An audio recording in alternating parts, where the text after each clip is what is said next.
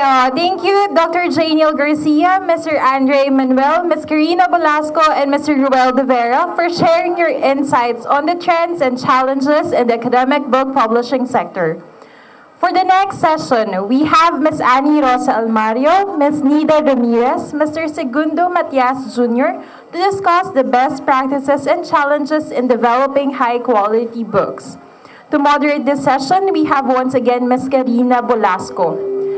Ms. Annie Rosa Almario is the Vice President for Product Development of Adarna House Incorporated. She is also the co-founder and school director of Raya School. She is the President of the Book Development Association of the Philippines and the Secretary General of the Philippine Board on Books for Young People. Ms. Nida Ramirez is a Communication Arts graduate of the University of Santo Tomas. She is the manager and all-around mother dragon of Visprint Incorporated's publishing arm since it started in 2001 and until it retires in 2020. After which, she hopes to find a nice paying job that will allow her to spend more time at home with her family than in traffic.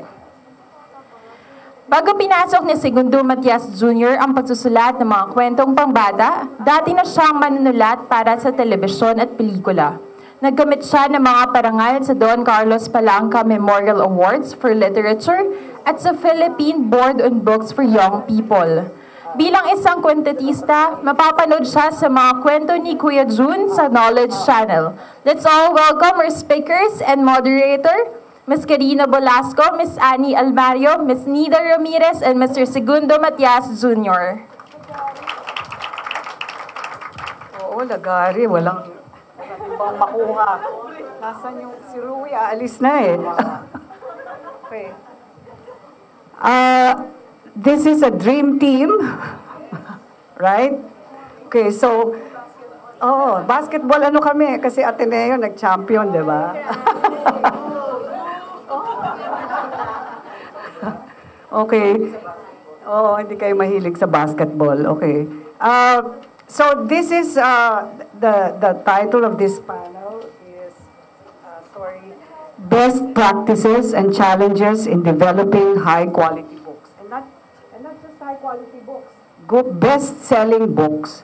So this is a proof that commerce and the fact that not because they're high quality and award-winning books that they will not sell. That is not a curse on high quality or award-winning books. And we will see that here today in this session. Who wants to start? Do you want to? Okay, Adarna. So Annie, you can stay here. Maybe you can sit here first because you're covering the screen.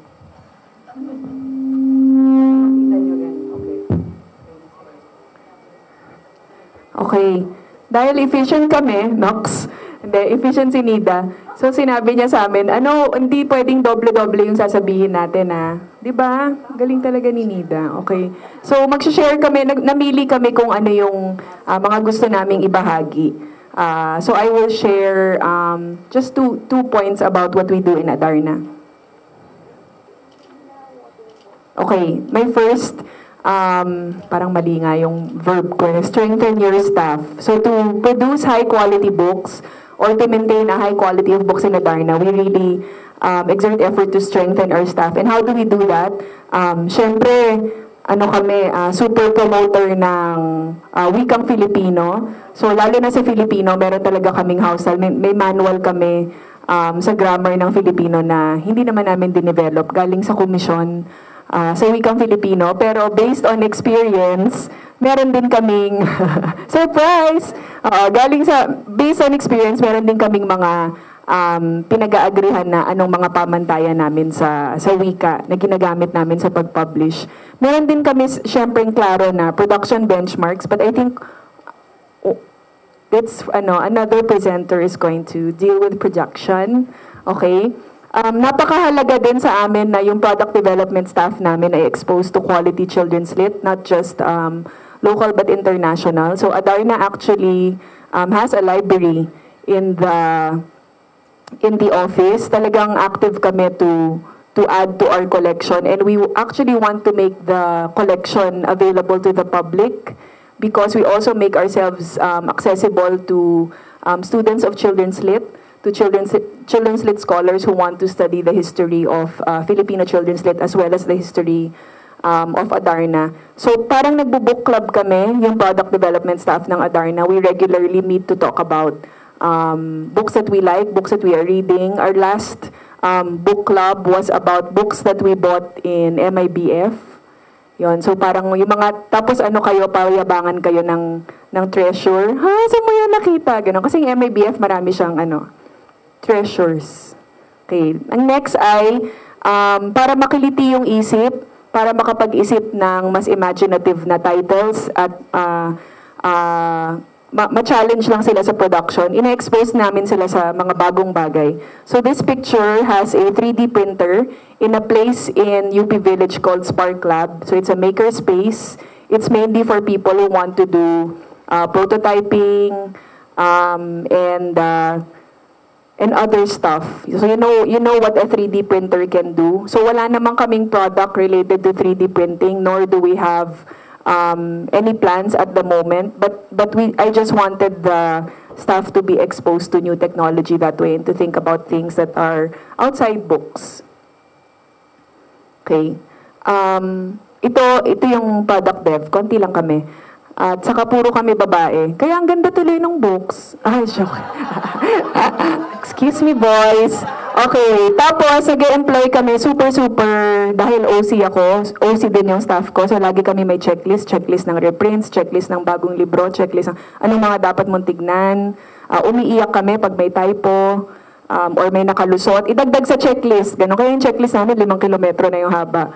Okay, marami rin kaming, this is from our last retreat. Pag sinabi nag-retreat yung team namin, ibig sabihin, lalayo lang kami sa Adarna para makapag-usap tungkol sa mga gusto namin gawin na libro. At ang sinasabi lang namin, baka hindi natin magawa sa susunod na taon o in 2 years, pero magagawa din natin yan yung mga pinapangarap natin na libro at some point in our future. We have a lot of meetings where we plan and we do postmortems of the books we've made. I think we're the most highly critical of our own books. Ganun naman, yun din ay isang way para laging mamantine yung mataas na kalidad ng libro. Okay. Second point, dahil teacher, mahilig kami learn. Ganun ba yun? Non-sequitur. Okay. So, lagi kami nag-iimbita ng mga tao para magsalita sa amin. Ito yung basic. Meron akong history of Philippine Children's Lit kapag may bagong empleyado. Kasi hindi pwedeng mangmang. Okay. Tapos, nag-iimbita rin kami ng mga eksperto para magsalita sa staff namin. And this is not just open to our product dev staff. If you're a finance staff in Adarna or HR kayo, pwede kayo mag-attend basta interested kayo. So this is Gutsy, who's a cute expert. She's more than cute. She's a very good Children's Lit scholar. And she's also an editor of a publishing house abroad. And she talked to us about young adult literature.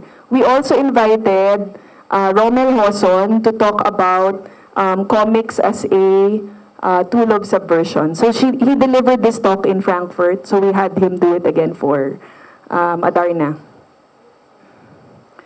Okay. Yung parang connected to yung exploring things that are not really literature. So yung isa naming learning session, again, had nothing to do with what we do. It was about producing toys. So si JM Calleja talked about the toys that he makes, that he assembles. So anong resulta nung session na to? Wala. Hindi mo kami gumagawa ng laruan, di ba? Pero yung discussion as a result of that, parang naiba yung routine namin. So I think somehow indirectly nakatulong siya sa amin when we do our retreats. So going up to a retreat, kailangan may sessions kami na ganito na, nakakaiba. Para din ipakita na hindi kami puro aday na lang yung pinag-uusapan, inimbita rin namin si Adrian Panadero. Kasi meron siyang libro na gustong-gusto namin, yung Intramuros na pinublish ng tahanan.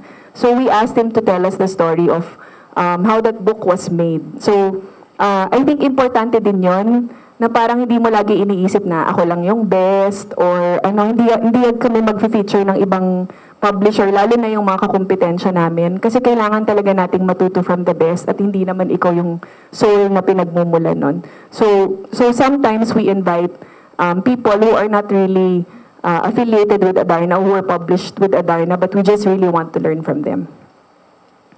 Okay, so, tatlo pala yung points. Okay, last na to, promise. Meron kaming ginagawa na kid testing ang pangalan niya. It just means that all our picture books go through at least 100 kids na parang different demographics. So nagtutour kami ng schools, tapos iniisip yon, ito private school, puro maharlika yung bata. Ito, parang kami lang, yan, mga ganun. Parang yan, tapos tinitest yung text saka yung illustrations. So pag nagkikid test kami, yan, pinapakita yung mga illustrations. Tapos meron kaming certain picture books na hindi pa kami nakaka-decide on the illustrator. So we have illustrators make mga 2 or 3 spreads. And then they know their spreads will go through kid testing. We get feedback. Parang focus group ng mga little people. Tapos namimili sila, gina-jot down namin ano yung observations nila, saka yung comments nila on the illustrations, and it helps us choose which illustrator to use. Okay, tapos kinukwento din. So, nalalaman namin. Actually, ako favorite ko pag sino-storytell yung story na na-edit ko na. Kasi nababad trip ako pag what? Nakatulog sila sa part na yon? Take that part out. Ganon. So, meron kaming ganon. Kasi yun yung feedback ng reader mo. Ito na yung closest that you can get. Sino-storytell yung story. Minsan with illustrations, minsan hindi. So, nalalaman din namin kung malakas yung story just by itself. And it helps us make the story even tighter. And of course, it's always interesting to get feedback from the children because they're very blunt, they're very honest, and they come up with the most unpredictable comments during kid testing. So we ask our readers to help us maintain the quality of our books in Adarna. Thank you.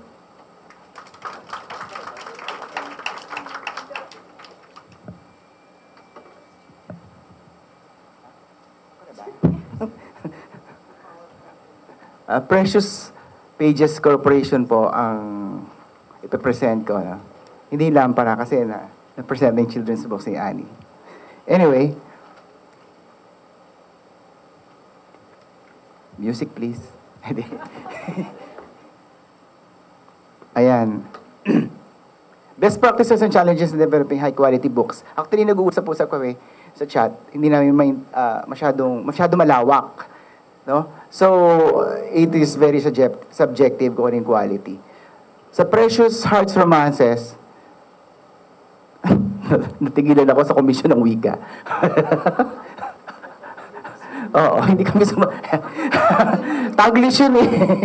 Anyway, ayan. Di ba? Okay. Asan? Walang nangyayari. Ayan. Okay.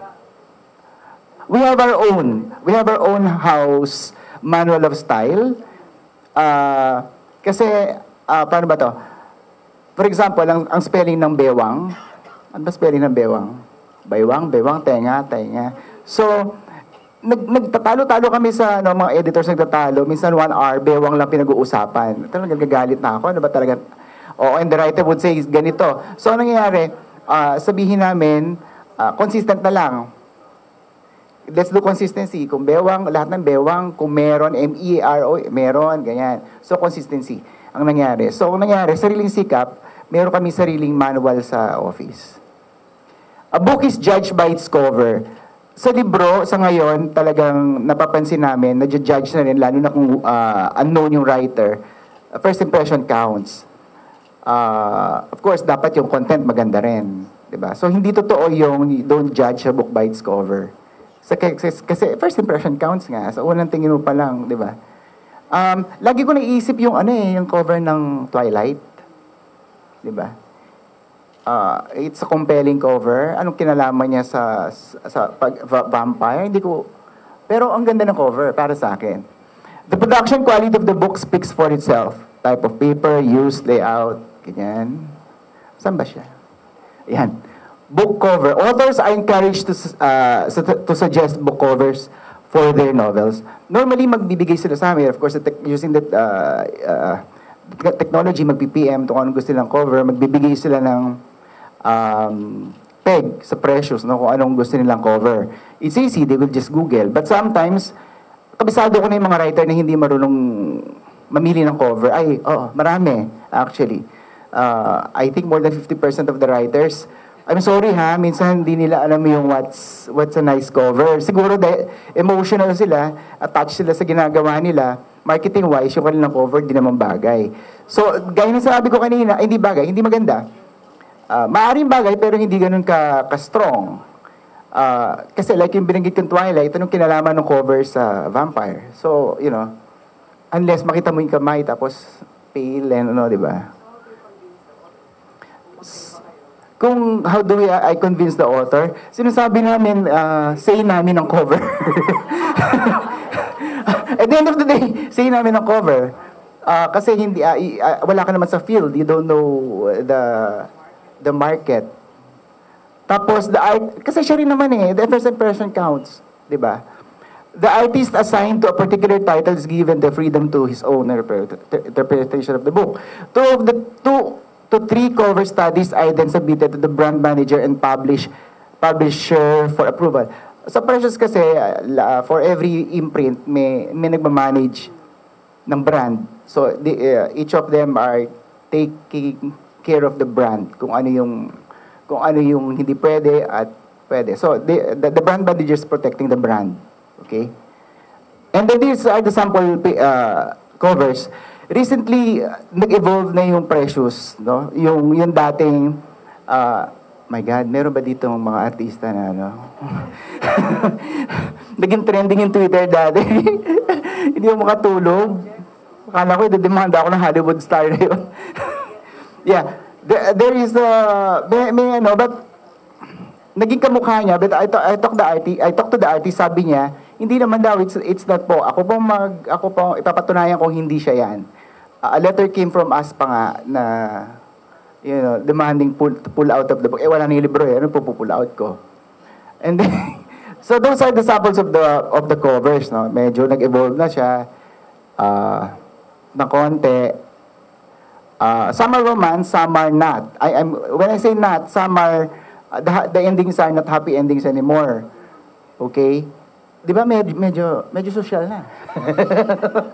Kasi dati-dati, di ba, yung mga artista, sila Janice de Belen, di ba? Itong years ago in the 90s. Oo. Minsan pa nga, natatawa ako sa sarili ko, in the 90s, pagsasamahin ko yung hindi mo kayang ilagay na kahit sinong producer. Si Nora Honor, si Vilma Santos, at si Sharon, nasa isang cover, kaya mo. Ganon ang araw. Since they're public figures, pwede. And then I consulted the attorney, sabi niya, you can do it basta meron magdodraw. Because the artist, siya may-ari nung art of work. Na-inspire siya sa mukha ng mga artista. And then those are some of the covers pa. Tapos, saan ba? Okay. Production quality. Fortunately, PPC has its own printing machines and so madaling mag-manipulate. And then this enables us to deliver small print runs, check paper quality before printing. Ang mahirap to kapag may deadline. So we have to release the books. Minsan, I have to admit, wala namang kasing available na papel. Sometimes yung papel yung yung kalahati medyo gray, yung kalahati medyo ganito. So inisip ko lang, di ba, yung content naman siguro habulin. At saka may mga writers kasi nakilala na. So kahit ganon yung quality ng papel, ganon. Mamaya minsan it's beyond our control. Hindi rin naman namin nakikita sa production. Yung roll yun na available, hindi ka pareho ng batch nung ganito. Sayang naman kung itatapon mo yung isang roll.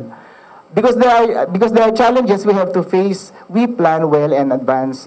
We plan well daw. I want to believe we plan well pagdating sa paper.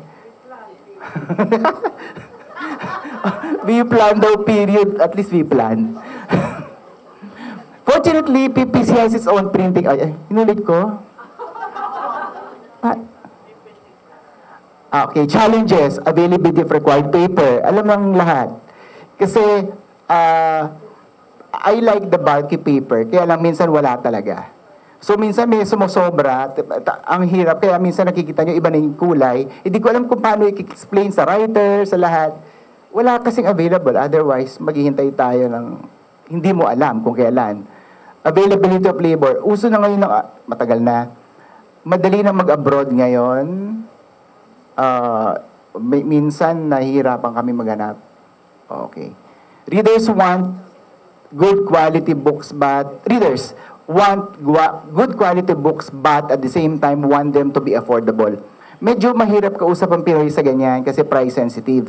Gusto niya na maganda pero ayaw niya na maglabas ng oo. Gusto niya, feeling ko, gusto niya pag 10 piso yung binibili niya, 20 pesos ang itsura. Alam niyo yung ganon? Tumantuwa siya. Ganon talaga. Ganon din naman ako. Readers compare the quality of self-published books with the books from traditional publishers. So, nako-compare na ngayon. Kaya lang, most of the time, yung self-pub, mahal. Empowered na ngayon writer, di ba? Alam naman natin that they can publish their own books.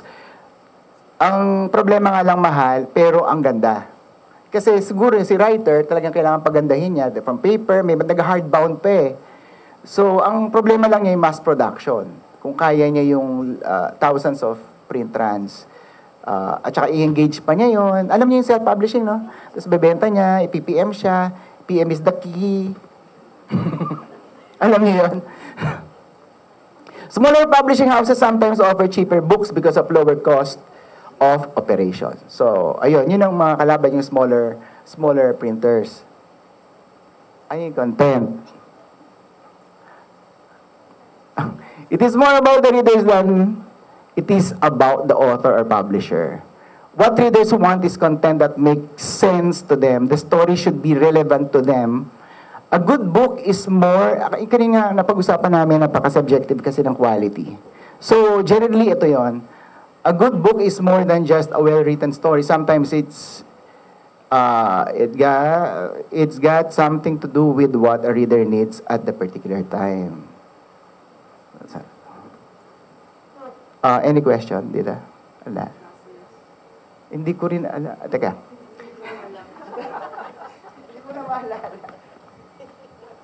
Okay. Best practices in developing high-quality content. Precious Pages Corporation sponsor writers brainstorming at least twice a year. So, nagbe-brainstorm kami kasi most of the writers, kasi sometimes we commission them to write on a particular topic. So sometimes, kasi minsan nauubusan na rin eh, hindi mo, sa dami na sinusulat nila. So kailangan nila ng kausap minsan. So we brainstorm, we go to a place, we go as far as Baguio, Tagaytay, ganyan. So PPC sponsors several writing workshops workshops actually every year kasi depending on the imprint. Kasi may Precious Hearts, which deals on romance, and then we have the singles, yung parang bestsellers. Anything goes dun sa mga books na yun din. And then we have LIB, medyo edgy, etc. Actually, ang Precious, hindi na kami namimili ng genre.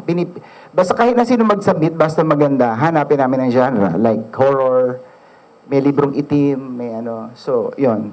Ano pa ba? May YA. So, these are popular, yung pop. Nabanggit ni Ma'am Jing nung sa palangka yung, nabasa niyo? Yung speech niya. Ang ganda, no? Yung hard lit and, yeah, and pop lit. Nagkaroon ng pangalan tuloy. Yan. PPC holds be a part of the editorial board for a day, at least twice a year. Participants serve as the focus group. Wala akong picture nito. But, nag-invite kami ng mga readers. So, yung mga readers na yun, binibigyan namin ng mga scripts na sinasabit ng mga writers. Hindi nila alam kung sino yung writers. So, tinetest namin if that writer is still performing. Tapos, sila na yung pinapa-approve namin, yung mga readers na yun. Naghahanap kami ng focus group. Kailan mga bata yung pinakita ni Annie kanina. That's important. Pero ngayon, ang dali-dali na mag-publish ng, you have Wattpad, you have the online, you can, di ba? So, but still, we still do this. Kasi yung mga fans ng Precious Hearts Romances are still there. So, ini-invite namin, ganyan. Tapos, there is a growing number of good quality reading materials from free online reading platforms. Yan yung mga challenges. Yung kanina na pag-usapan, yung tungkol sa libre. So, dahil sa dami ng content ngayon, yung book, do you call it traditional book? Basta yung book, yung tangible book, o yung printed book, lagi nang pinag-uusapan, di ba, dumabas ang digital.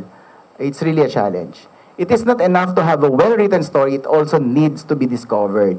So the social media, yung pinag-usapan kanina. There are distractions such as movie streaming sites, ito malaking, malaking threat. Kasi kahit billboard, di ko na rin nakikita kasi nakatingin ako, di ba? So, ayun. So, nadidistract na yung mga tao, kailangan natin silang hilayin para magbasa. And because of all this content, sinabi ko na kanina, we have to, ang dami-dami, we really have to rise above the clutter. Ayun lang, thank you. Sikat Miss pala to. Sikat Miss. Hello. Good morning po. Dito po ako sa taas kasi maliit ako eh. Silang dalawa malaki. Ay, hindi, wala pa akong presentation. Sorry po, I'm old school. Wala pa akong presentation. Okay. Oops. Okay, so I'm Nida Ramirez from Visprint. I-discuss ko po sa inyo ngayon are the things that are outside of what Annie and June Matias already discussed. Visprint is not a very particular with regards to the genre. Unlike, let's say, Adarna talagang sa children and YA, ang Precious is on the romance side. So, Visprint is the one in between nung mga lahat ng ito. So we do, it's actually one of the qualities that we look for in books. Meron na bang ganitong libro? It's much better if wala pa. We prefer that because we feel na yung market natin, very receptive sila sa mga bagong klase ng libro as long as they are very good stories. Okay? So one of the very common practice that we do sa Visprint with regards to producing books is, sabi ni Annie, hindi raw nila ito ginagawa with Adarna, but same with June. Isa sa requirement namin sa mga authors namin when they propose a book is how do they envision their book on the shelf. So, kasama yun sa proposal nila. They need to know ano itsura ng anak nila pag lumabas. So, but it doesn't necessarily mean na yun din yung gagawin namin. Dahil sabi nga din ni June, publisher ang magde-decide pa rin on what should be the look of the book pagdating sa final stage. But for us, it's very important dahil sa amin, yung author, siya yung pinaka nakakakilala dun sa kwento niya. Siya nakakaalam sa libro niya. And usually, alam nila talaga kung ano dapat ang itsura nun pag lumabas. At marami po sa mga authors namin ang very particular with regards to how their book should look like. This is very true, especially, of course, for comic book writers. Sa comic book writers, pagdating sa'yo, kompleto na. Naka-layout na, may cover. Actually, ipiprint mo na lang. Of course, ipo-proofread, ika-copy edit, and then ipiprint mo na. Pero nababawasan ng 1/3 of the entire process because of the art is already available, design is already available. With regards to our other authors, for example, si Bob Ong, ang usual practice niya is when he comes up with a new book, he prints a cover of what the book should look like bago niya maisusulat yung libro. So, that's one of his practices. Parang hindi niya daw kayang matapos yung isang libro pag hindi niya nakikita kung ano yung magiging itsura nun. So, he really prints out. He draws kung kahit papano lang, and then he prints it out, and then he puts it wherever he writes. So, yun yung pinaka-inspiration niya. One of his inspiration in finishing his books. Okay. So, maraming binigay sa ating best practices si Annie and si June. So, I'll give you a list of the challenges on producing high-quality books. Visprint is both a printer and a publisher. Pareho ni June. So, meron din kaming malaki yung tulong nun sa publisher kasi you're able to control the price, you're able to control materials, and mas may control din kayo sa labas ng libro pagka medyo nagkakagipitan sa oras. So sa packaging, I've mentioned, we take into consideration yung ideas ng author. So, pag nanghingi kami, when we request drafts from artists with regards to cover and the layout, we ask for 3 particular drafts. One is, ano yung idea ng author? Sinasabi namin yun sa artist. This is the idea of the author. So second, this is the idea of the publisher for the book. And then the third draft is, you as the artist, what do you think about the book? And what do you think about our idea? So that would be the third draft. Tapos, pag dumating sa amin yung draft, and then yun, we show it to the author, ayun, we discuss it. So, which one is better? Sa tingin nating lahat. And then, we compromise, which is most of the time. And then yun, that's how we come up with the cover and the packaging of the book. Importante din sa packaging, not just yung cover, is yung layout. And we found out through the years that size is also important and the number of pages. In terms, sa reader ito ha, because may mga libro na, ito ba yung libro na gusto nating binibitbit ng reader sa biyahe niya, na mababasa niya sa tren, mababasa niya sa traffic, ng 3 hours sa EDSA, mga tipong ganyan. So, the book should be handy in terms of size. It should be light. So, pwedeng medyo makapal siya, pero pagka makapal ang libro, we need to look for paper stock that is light. Recently, we prefer the cream book paper stock. Ito yung medyo yellowish. Kasi mas magaan siya. Parang kahit gaano kakapal yung libro, it's half the weight lighter than the usual book paper. So, yun. And then,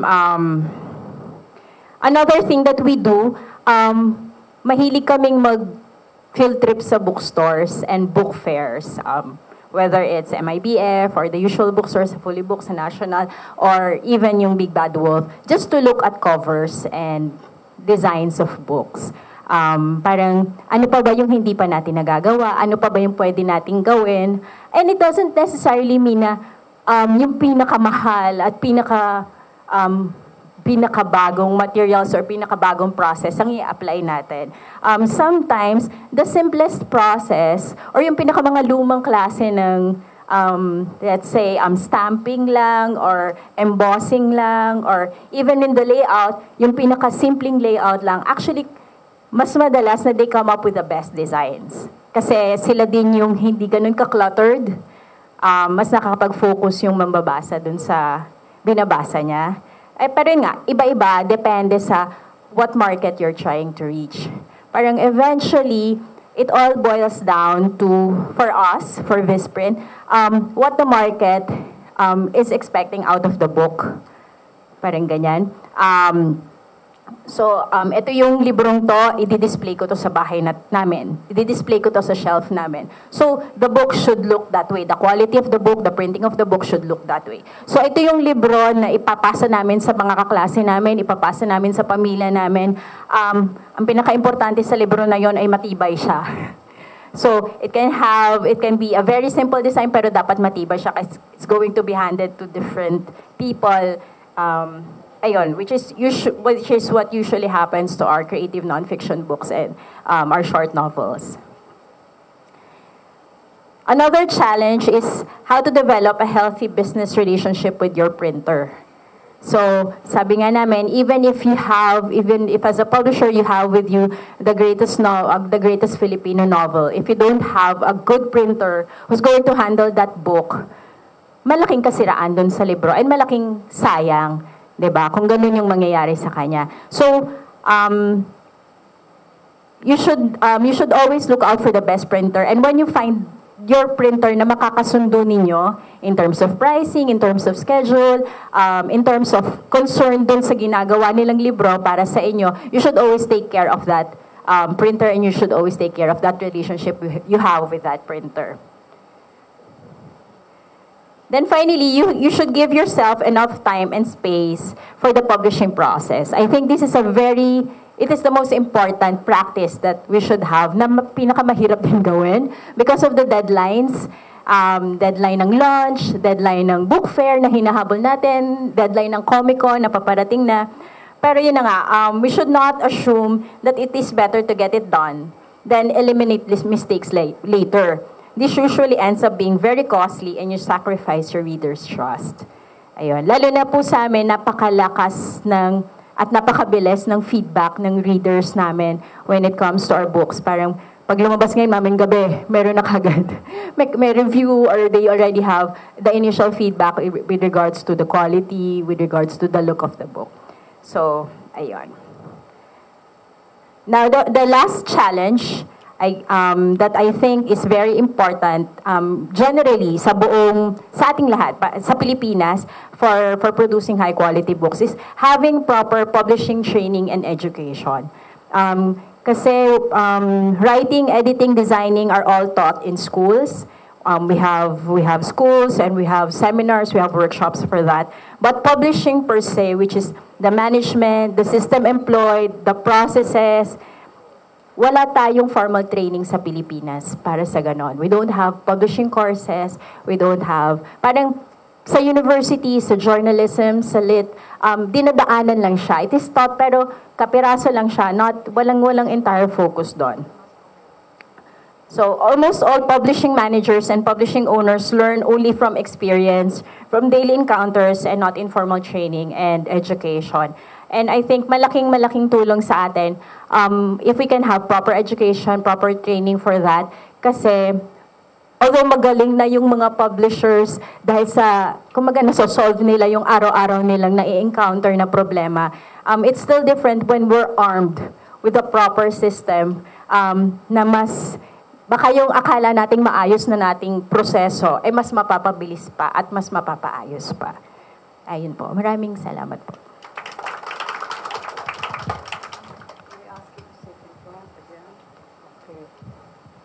Microphones for okay, since I've been the longest in the industry, I'd like to just say that I literally saw how these three became major players in the industry. Okay, well, of course, Adarna was there even before I got into publishing, but at that time, it was run by a band of barkada, friends, hindi bandits.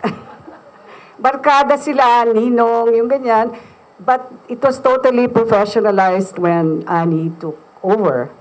Si John,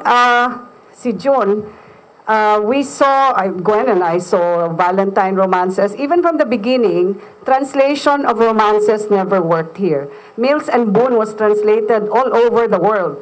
But the translation to Filipino did not take off here because we had our original stories. So the Valentine romances started it. We had an experiment in Anvil Rosas where we brought in the serious writers, but it didn't work. And then June came, no? And he was able to really grow the precious, the romance genre and until up to what it is now. And I think at some point, I don't know if he remembers, I told him that because you have the money from the romances, you should diversify. And I don't know if that's when he started Lampara, children's books, no? And Nida, of course, for a long time in Anvil, we were saying, what else will the Filipinos read in Filipino other than children's books and romance? But even children's books were bilingual, right, at the time. Okay, so ang tagal naming iniisip. And then when Bob Ong came, writing about personal essays, what happens to him on a daily basis, grade 1 siya, binubuli siya, but all in Filipino, then we saw this is the next genre, no? And we had 10 years of Bob Ong, and the mystique also that surrounded the Bob Ong, because no one knew Bob Ong, no one had met Bob Ong. And from there, Visprint came, emerged, and got a good stable of writers who are now the best-selling titles in Filipino. No? So that's why I say this is a dream team. Okay, so now we're opening it to questions. questions?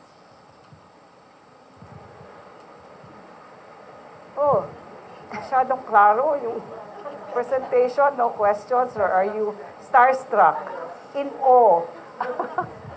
Yes. To Mr. Matias, but anyone can answer this. You told us about the evolution of your designs. Were they done by the same artists? And if so, how did you encourage your artists to go out of their usual, go out of the box, leave their usual styles? How did you encourage them to come up with new designs? With Precious, I'm lucky for having that artist, no? Na hindi, ang hirap sabihin na matigas ang ulo, nag-evolve ang mind niya. So, they have to research. Ang dali mag-research nga, you go Google, you go ganyan, tweak this, tweak that, ganyan. So, how do I encourage them? Kagaya ng ginawa ko kanina, I do the talk, mag-evolve na, hindi na ganyan, mga ganon. So, we have to do this, we have to do that. O tinan mo, meron kami nilabas sa isang book Diary ng Chubby. I don't know if you know that. Doon kami nag-umpisang maglabas ng something out of the usual. Tapos okay naman ang response. So sabi, I enjoy, doon ako nagsimula mag-enjoy sa cover. Kasi mainipin akong tao, so parang ganyan na naman. If you remember our cover, di ba, frame, tapos may lalaki, babae, magkayakapan, ganyan. It's so easy. Nung time na yon, kukunin yung cover kagaya nung nangyari kay Bob Ong. Cover muna, minsan may writer doon na pupunta. Makikita lang yung cover, may inspire na siyang gawin yung cover. So, may mga, ang dali-dali nung araw. No? So, ayun. But we have to maintain the look of yun yung problema ngayon because of the diversity of the design.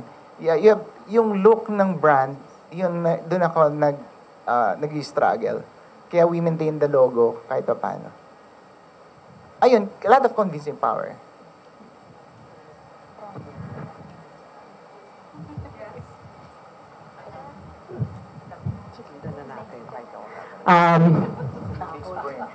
Hello, Dream Team. These are the ones who've endured. Congratulations, di ba? My question has to do with sustaining, say, a brand, a series. So, the challenge for publishers really is, what do you follow? You follow the changing tastes of your readers? Do you stick to a certain cohort and then you develop for them? Or do you discuss with writers? For example, the series, Christine. Is Christine still alive? Oh my God. Christine is as old as my daughter, 30 plus. Christine po yung nag-umpisa sila. That's what brought them to the shelves. Si Christine, the mythical heroine of romance, Philippine romance. Si Christine. So, okay, in the case of Christine, for example, how did Christine evolve? Was it entirely the imagination of the writer? Buhay pa ba siya? Yung writer, hindi na, di ba? So, meron nagmana ng Christine. So, paano siya nag-evolve? Because then, Christine now has a new generation of readers. So, paano? I'm curious, because that's really one of the challenges of publishers. When you have a winning brand, paano mo siya hahatakin para 30 years nandyan pa rin siya? Same with Annie, di ba? Meron kayo mga series na. And Nida, Bob Ong, for example. Meron lang ako isa-share, ha. Si Bob Ong, when we started, yun nga, kami ni Karina, gigil kami. Bakit may Bob Ong, di natin nakita, ba't hindi tayo? Ganyan, inggit kami. And then after, like, how many years was that? I could never understand Bob Ong. That's why we thought book bestseller to, kasi hindi namin talaga generation. But kids were like, well, who is he? Ganyan. Ngayon, si Bob Ong naglabas ng Si Ako. Remember? Si Ako or Ako. Yung novel niya na babaliktad. Oh my God, nakarelate ako. So parang finally, naiintindihan ko si Bob. Magkaedad na kami. Diba? Nagkaroon ng voice, nag-get ko si Bob Ong. So yun din Bakit ngayon si Bob Ong, naiintindihan ko na, so parang sinundan ba niya yung mga kaedad ko, o tumanda ba siya? I mean, those are questions that publishers always, di ba, especially when after a while, you have to keep evolving, you have to keep maintaining your reader. So, yun. I hope I made myself clear. That's for all of you, actually, all. Okay. Yung maintaining sustaining. Yung Christine kasi started, actually, the idea came from me. Sabi ko, gawa ka ng, the writer, pala yun. the writer didn't believe that it could be sustained as a series. Because sabi niya walang, the late Martha Cecilia, walang, even in English books, there lang teleserye na parang teleserye June po. I insisted. And then when she realized that it was selling well, yun na, tinuloy-tuloy na niya. But with regard to the sustainability of Christine, I think it's the content. It's timeless. If you read it, it's timeless. It's classic. Yun ang tingin ko sa kanya. Even the cover, kahit anong klaseng cover, it will still sell pag nilalagay namin sa shelves. It's still one of her best-selling novels. I think yun ang answer. It has to be classic and timeless. So your Christine changes shapeshifter siya. Parang ganun? Cover lang ang change namin, but the text we never touch it. Hindi naman kasi isang Christine lang, no? Parang marami. Hanggang 30 plus siya. 30 plus so iba-ibang tao yun. 30 plus books. But nung namatay si Martha Cecilia, the writer, I didn't ask anyone to write it. Kasi hindi ko alam kung kaya niya i-sustain yung... she has a certain touch. So, yun. As is pa rin. Kung nabitin siya, I don't care. Oo, yan. Yung kay Bob Ong po, actually, hindi ko po alam. Hindi, Bob Ong books are unplanned. Kasi po, it's not like we discuss what he's going to write next or the next 5, 6 books. Hindi po nauuna lang ako sa inyo ng ilang buwan.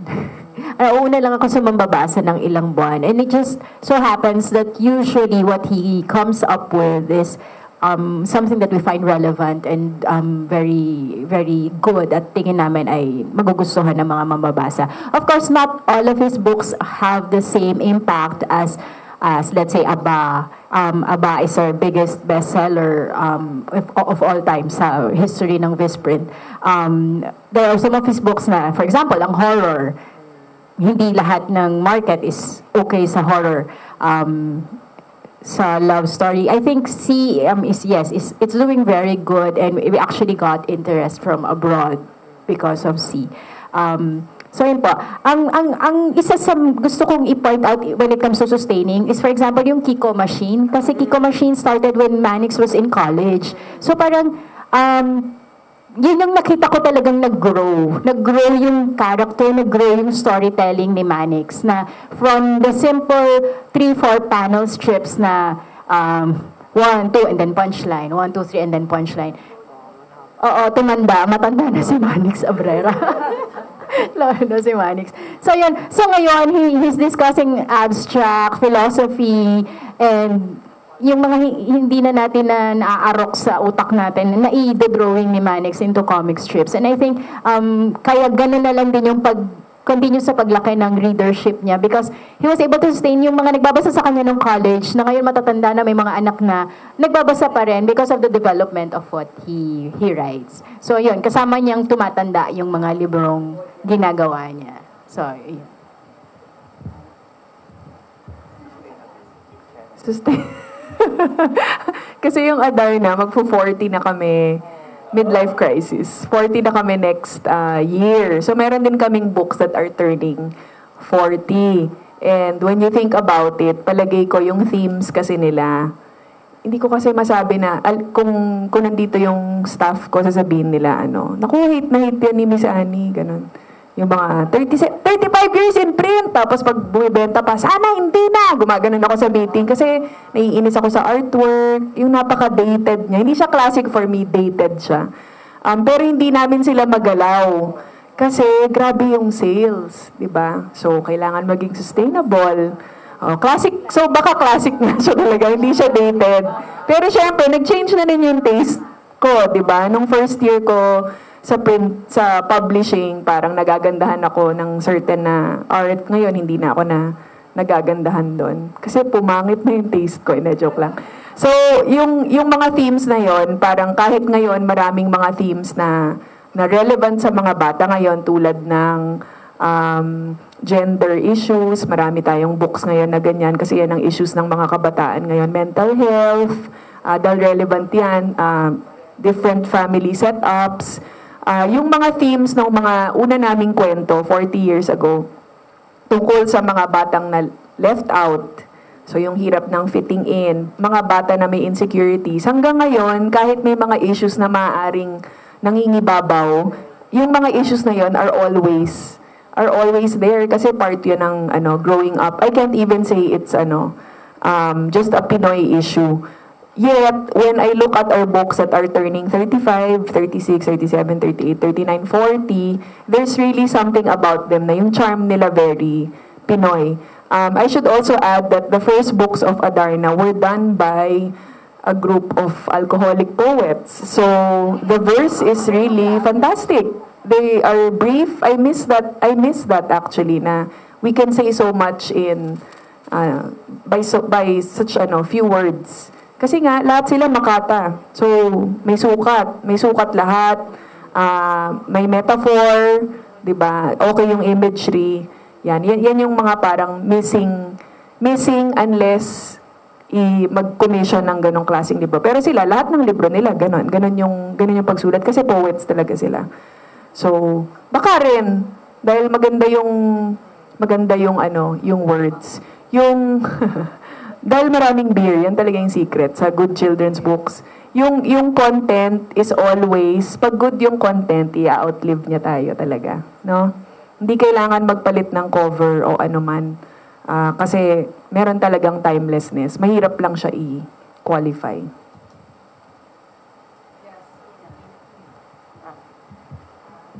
Kasi like yung sinabi ni June, yung author nung Christine, tapos si Bob Ong, no? So parang importante kasi talaga yung author, no? Yung So how did you discover Bob Ong or the author, and how do you make him loyal to you? Yung how do you keep these authors? How do you keep them? Anong tawag sa ganun? Hindi po. Discovering Bob Ong, paano po ba? Kasi when Visprint wasn't a publisher for so long. Ang talaga pong totoo is printer kami since the 80s. Yung nakahilera sa recto na nagbo-bookbind, pero maliit pa po ako nun. So, when I makakala nila ganun. When I joined the company in 1999, doon po ako it wasn't actually planned na pumunta, pero I was in between jobs during that time, and yun, sabi ko, sige na nga, para may sweldo ko, papasok ako. And then, yung owners po, they were thinking na, dahil imprenta siya, and ang yung trabaho is based on per project lang, so magpapagawa ang client, so gagawa. Pagka walang paggawa ang client, hinto ang makina. So they wanted something continuous. They want to print something continuous para hindi sayang yung makina. What they initially wanted was a magazine. So they wanted me to do a magazine. So sabi ko, hindi ko po kaya kasi masyadong magastos, mahirap maghanap ng sponsors, tamad po ako maghanap ng sponsors, tsaka mainitin yung ulo ko. Kaya hindi po ako pwede sa ganung klase ng trabaho. So during that time, I was already I was already following the bobongpinoy.com, which is Bob Ong's website during that time. And I was a member of his Yahoo groups. Mailing list. Wala na lang ngayon. Diyos ko, yung edad ko. So, yun, Yahoo group. Yun yung Facebook namin noon. So, yun. And it was there that he announced that he wanted to write a book. So, So, ako kagad naisip ko, wow, kumbaga fan na ako during that time. And sabi ko, kung gagawing book tong website niya, nako, patok to sobra. If it's, kumbaga, he has already a huge following online, OFWs. Actually, 50% of his followers were abroad.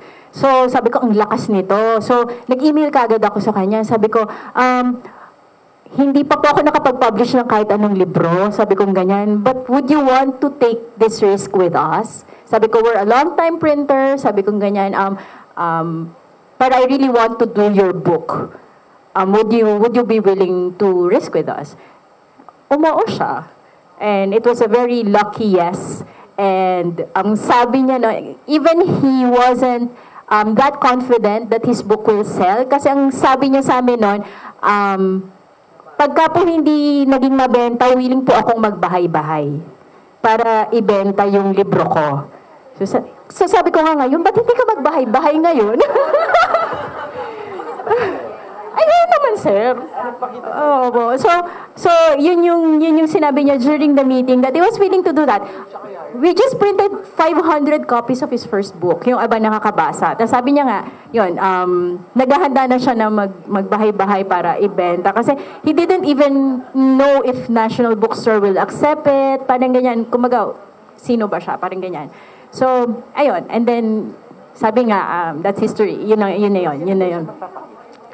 Hindi ko po alam. Pero, ayun, parang after 1 year, wala na siyang balak magbahay-bahay. Natakot na siyang magbahay-bahay. Ayun, so, ano nga po yung tanong? Nakalimutan ko na. Ayun, yun. How do we keep him? Tinututukan po namin ng barel. Hindi. I think it's, siguro din po, it has to do with his wanting to be anonymous. So he wants to deal with the least number of people as much as possible. So dahil na-expose na siya sa amin, sa kumpanya, hindi naman, marami naman ma'am nakakakilala sa kanya as BO. Kaya lang hindi nila sinasabing kakilala nila si BO. So if somebody tells you nakakilala nila si BO, hindi nila kakilala yung tamang BO. Ay, sorry po. yun yung tawag namin sa kanya. So, nandito siya, ganyan. Yes, he sometimes attends book events, yan, pero yun po. Actually, mas masipag siyang umattend ng book event na hindi visprint event kasi mas marami pong tao. So, pagka visprint event, kasi baka daw pagpawisan siya, makita ng mga tao, uy, pawis yun, siguro si Babong yun. So he says that. So, yun po, I think we developed that sort of trust, and yun na nga po, him being that person na ayaw ng maraming kausap na tao is yun. So I think that worked well with us. At yun, siguro din we give in to his demands din na yun. Masungit kasi yun sa cover. Gusto niya ganito cover. Yun nga, dahil very particular na siya sa itsura ng cover niya. So madalas kami nag-aaway sa hindi pwede yung ganyan. Hanap tayo ibang artist, ganyan. So it's usually yun po yun. So, siguro, he got that caring from the group na he's not sure if he's going to get that from other, so yeah.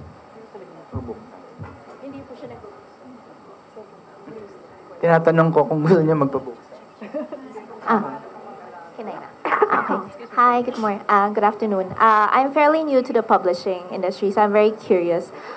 This might sound like a basic question, so forgive me. But first question is, we're talking about high quality books. So how do you do that while still keeping the price affordable, which I think is the ultimate question. And how do you respect like artists, you know, their market value, yung fee na inaano nila, without, but also like explaining to them that we need to keep the cost low. And second is, how do you get ahead of the trends? Either you set the trends or you identify the upcoming trends and kind of like get ahead of the game. Ang dami. Okay, sorry. It's okay. I hope we can answer your questions adequately. Pero I think, kailangan open ka sa book creators na ganito kami mag-work sa publishing house namin. Yung fees namin ay ganito. Ito yung kontrata namin. Like ko sinasabi na pwede mo yan ipacheck sa kamag-anak nyo na lawyer, sa kapitbahay mo, sa mga magulang mo, and then kung may questions ka, we can discuss. So just be very honest about how you're going to market the book, what promise do you see with the material, 'di ba? And also promise them that you're in this for the long haul, na nag-i-invest ka sa kanya. And I think babalik, kaya din palagi ko si Bob Ong, he or she trust, okay, he na pala, kasi kala ko or they, hindi ko lang. So, tinatrust ni Bob Ong si Nida, kasi,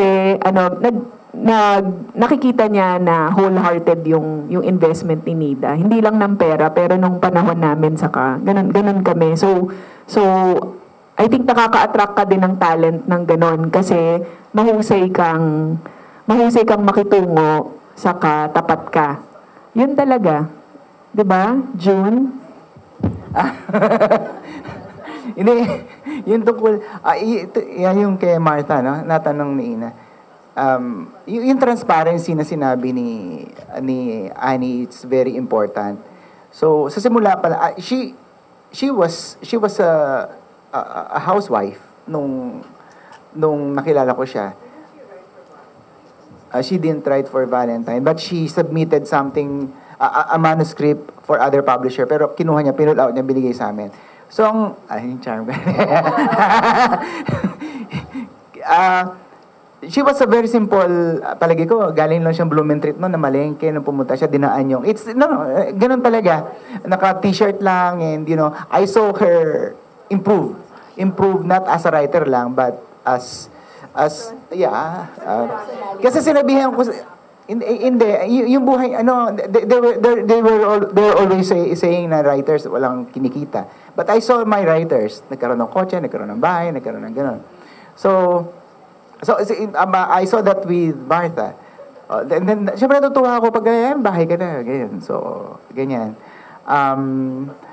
Tapos, of course, meron kaming disagreements din about her writings, about ganyan. But ang maganda lang kasi, siguro, hindi naman sa pagmamalaki, because I'm also a writer, so I know na yung nobela na yun, pinagtrabahuan niya ng gano'n, kahit na sinong writer, naiintindihan ko lahat. So, that's a plus factor. Kapag kausap ko yung writer, they're talking to a writer.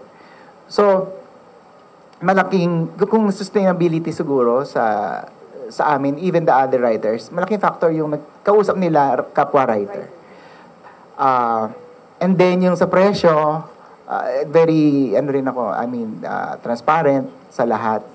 So, yun medyo struggle ng konti kasi alam niya kasi pag mabenta siya, di ba? Wala na akong ganito, ganyan, di ba? Sabihin, wala na doon, wala makikita, ganyan. Hindi mo naman talaga ma-deny, but ang kadalasan pa kapag may gano'n na, I show them the figures. Ito, gano'n. So I think transparency is yung sinabi ni Annie kanina, para makatulog ka na mahimbing. Yeah. It should be a win-win situation kayo dapat. Ako, I'd like to answer yung question regarding yung keeping the quality of the books while the price is low. Siguro yung advantage namin yun is because we're printing our own books. So, nakakapaghanap kami talaga ng papel na mukhang maganda, pero mura. So, and we can also go through, sinabi ng author na, ang gusto ko may gold stamping, silver stamping, blue stamping, tapos may, rounded edges, ganyan. Tapos sasampanin namin, hindi pwede yun. Hindi, biro lang po. Pero, we're able, actually, it's one of the things that we do for our writers. We invite them to the press. We show them the production mismo, nakikita nila. So, kumbaga, mas naliliwanagan sila na hindi lahat ng madaling imagine madaling magawa in actual. Actually, si Manix Abrera, naging ugali na niya na during the last stage of printing ng mga libro niya, nagbabantay siya the whole day. Ewan ko, meron yata siyang ritual na ginagawa. Pero yun, nag-enjoy siyang umaandar lang ng paulit-ulit yung makina, nakatingin lang siya ng ganyan. So we encourage our writers na yun to really know, to not just write but to really know the process. Of course, you can't expect all the writers to do that for you. May mga writers talaga na hands off sila sa mga ganyan. Pero meron talagang iba na sobrang involved nila dun sa mismong production ng libro nila. And one thing that Visprint kasi has, kumaga isa din sa nakilala kami is yung klase ng printing and layout of our books. So, we have to really strike that balance na ayaw ng readers namin ng newsprint, ayaw ng readers namin ng manipis na papel na babakat sa kabila yung images ng comics. So, we have to do some, kumbaga balancing act talaga siya when it comes to printing. Lalo na kung kilala naman yung writer, we're able to do large print runs, which actually lowers the cost. Kung mapapansin ninyo, yung mga mas mura naming libro are actually the best sellers. Kasi yung profit is mas spread out mo siya sa mas maraming print runs as opposed to just having a single print run of the book. Kaya yon, kadalasan mas mahal yung mga libro na hindi pa ganun ka-secure sa market yung author or yung story. Sorry, short story lang. Dahil nandito si Nida, saka hindi ko pa nakakwento to. Tapos kinuwento sa lahat.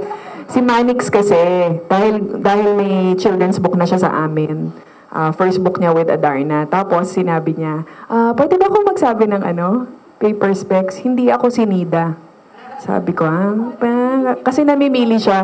Pero sabi ko, pero out of respect, dahil giant ka, not literally. Sabi ko, giant ka. Sabi ko, sige, may kinig ako, pero hindi ako sure, ha?